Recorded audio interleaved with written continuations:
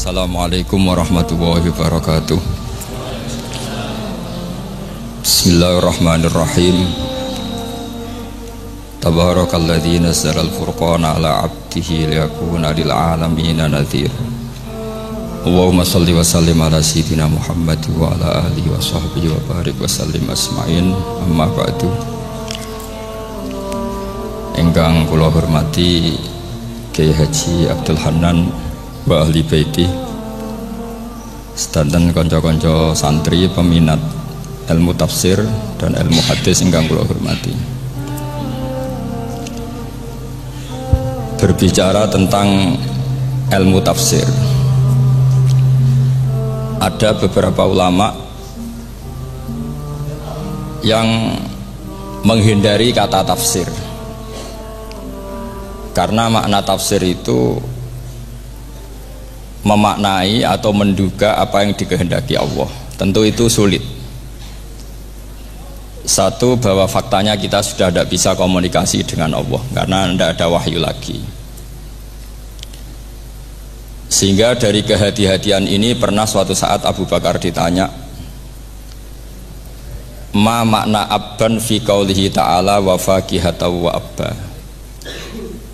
Beliau menjawab, saya tidak lagi pantas hidup di atas bumi, di bawah naungan langit, jika saya mengatakan naqulu fil Quran, jika saya harus berpendapat tentang Quran apa yang tidak saya ketahui. Itu kehati-hatian yang dilakukan Sayyidina Abi Bakrin As-Siddiq.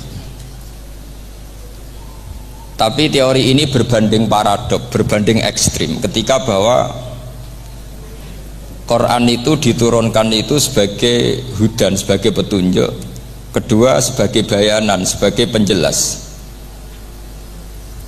Dan ini yang saya yakini, kalau sebagai penjelas, Quran itu harus jelas sekali dan bisa menjelaskan.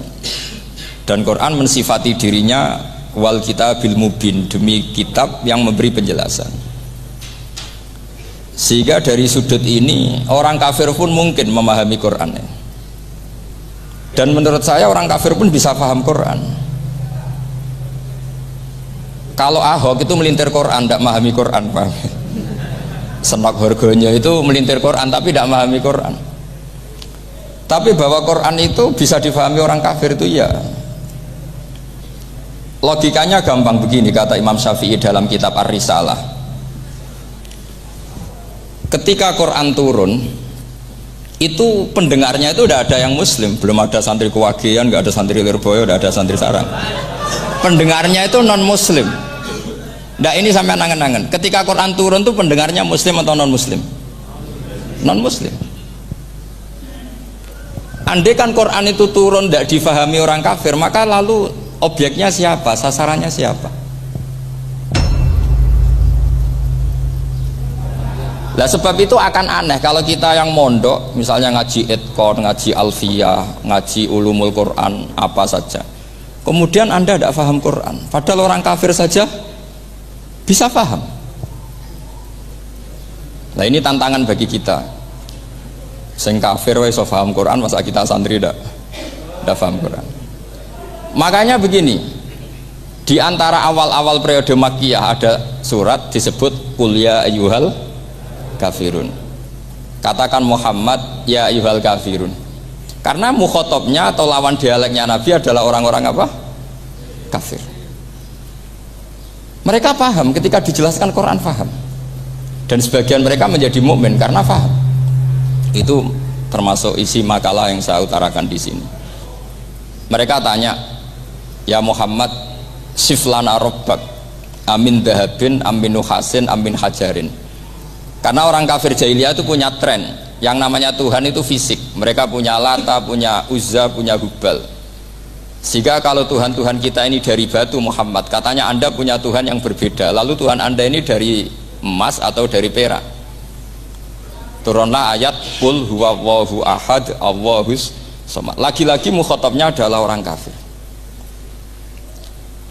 Makanya ini juga akhirnya jadi ilmu madhab, ilmu tentang firqah-firqah dalam Islam, bahwa kesalahan terbesar orang Khawarij sebagaimana yang dikutip Imam Bukhari. Nanti sampean cari di juz 4 atau di juz 3, pokoknya di bab babu qitalil Khawarij, karena Imam Bukhari punya adat diulang-ulang. Kata Ibnu Umar yang dikutip Imam Bukhari, innahum intolaku ila ayatin nazalat fil kufar faja'aluha alal mu'minin. Orang-orang Khawarij atau kalau sekarang orang-orang radikalisme itu meneliti Quran, kemudian ketika ada kriteria manusia-manusia tertentu itu dianggap itu kenanya orang Islam, korbannya orang Islam. Padahal awal mula ayat ini turun untuk orang kafir atau kritikan pada orang kafir. Ini cilaka betul. Karena logikanya seperti yang dikatakan Imam Syafi'i, ketika Quran turun ini nggak ada orang Islam, yang ada orang kafir. Sehingga mukhatabnya adalah orang kafir. Tapi ayat-ayat ini nanti dipakai Khawarij untuk mengcounter orang Islam, sehingga mereka mudah mengkafirkan kita karena pakai ayat yang dari awal Allah mengkafirkan orang kafir, sekarang ayat itu dipakai mengkafirkan orang Islam. Ini saking gebleknya orang apa? Khawarij. Makanya kata kitab Fathul Bari yang menyarai Bukhari itu, yang mendorong orang Khawarij seperti itu adalah jahluhum bisyariah. Memang mereka benar-benar bodoh, benar-benar goblok. Misalnya kita kiai atau kita ma'arif atau kita santri atau kita orang soleh, kemudian kita tidak bisa melakukan apa yang kita katakan, terus kita oke lah, kita kena kritik misalnya atakmurunan nasa bil birri wa tansawna anfusakum wa antum taslunal kitab. Terus kita katanya bisa ngomong tapi tidak bisa melakukan, terus dikritik dengan ayat itu mestinya tidak tepat.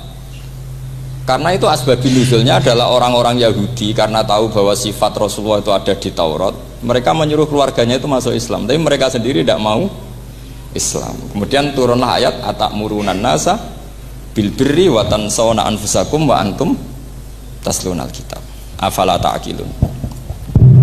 Sekarang perbandingannya begini, misalnya ada orang Islam, taruh saja Zaid itu maling, ya maling, konsisten dia malingnya sampai tua. Terus menurut anda Zaid yang muslim ini, Zaid itu muslim tapi maling, jangan bilang maling tapi muslim, dia itu ya. Kemudian Zaid bilang ke anaknya, "Cung, kowe aja dadi maling, dadi santri sing soleh, sing maling bapak tok." Ndak. Ini menurut analisis usul fikih. Ngomongnya Zaid itu benar apa salah? Benar kan? Nasihatnya ya benar, ngomongnya juga benar. Kamu tidak bisa ngeritik Zaid, kamu bisa ngomong tapi tidak bisa melakukan, tidak bisa. Fa innal amra bil ma'ruf wajib, wal qawla bil ma'ruf ya wajib, wal qawla bil haqqi ya wajib. Jadi itu hal yang berbeda. Misalnya fa innal amra bil ma'rufi wajibun, memerintahkan barang baik itu baik. Wa innal qawla bil haqqi ya wajib, mengatakan yang hak itu ya wajib. Berarti Zaid tetap kena khitab, kamu harus nasihati anak secara benar, kamu juga harus ngomong hukum secara benar. Lalu ketika Zaid ngomong hukum secara benar, "Cung ojo maling, maling ku dosa. Cung ojo nerusno profesine bapak maling, maling itu tidak benar." Dia berarti sudah melakukan dua kebenaran, yaitu ngomongnya benar, nasihatnya benar. Dia salah, perilakunya tetap maling. Tapi jangan karena dia maling lalu omongannya enggak salah juga, berarti salahnya malah tiga. Makanya ini pentingnya ngaji sama ulama, sama ahli usul fikih. Jadi tidak bisa dicampur adukkan. Zaid gagal dalam perilaku, tapi jangan gagal lagi di nasihat. Nanti kalau dia tidak nasihati, maka anaknya terus maling, alasannya niru bapaknya. Karena bapaknya kalau mau nasihati nanti disemprit sama santri-santri, "Pak, sampean ra oleh nasihati anake ra usah maling, sampean dhewe maling." Oh, tidak bisa cara usul fikih. Itu mala yudraku kulluh, la yudraku napa? Kulluh, atau bahasa populernya al-maisur la yasqutu bil ma'sur. Misalnya kita sebagai kiai hanya bisa takrib, hanya bisa jurumiyah. Apa muda Fathul Mu'in cek abote, bulet, maknanya bulet. Kamu tidak boleh ngomong gini, "Cung, kowe sebagai muridku kudu nurut aku. Nak gurumu goblok tok takrib, kowe tok takrib wae." Gak oleh ngelangkai guru, gak sopan gitu misalnya. Nggak boleh gitu. Tetap kita ngomong, "Cong, kowe aja koyo aku. Kowe kudu alim Fathul Mu'in, alim Fathul Wahhab." Sama ndak bisa protes. Pak guru sendiri ndak bisa. Kebenaran tetap sebagai kebenaran meskipun kita ndak kuat melakukan atau ndak bisa melakukan. Lagi-lagi ayat itu sebenarnya ada untuk kita, untuk orang Yahudi, atamuruna nasa bil birri wa tansawna anfusakum wa antum taslunal kitab. Sebab itu istidlal dengan Quran itu memang resikonya tinggi kalau tidak bagi mutabakhir, karena ya itu tadi, ini harus ada pengetahuan yang luas tentang asbabun nuzul, tentang kriteria. Nah kalau terpaksa, saya katakan terpaksa, kalau terpaksa kita itibar itu boleh, tapi itu terpaksa, bahwa Allah mengkritik orang yang bisa ngomong tapi tidak bisa melakukan. Tapi itu secara usul fikih itu runyam, teori ini runyam sekali, fatal. Sama lihat tuh di kitab Bajuri atau di kitab-kitab fikih yang lain,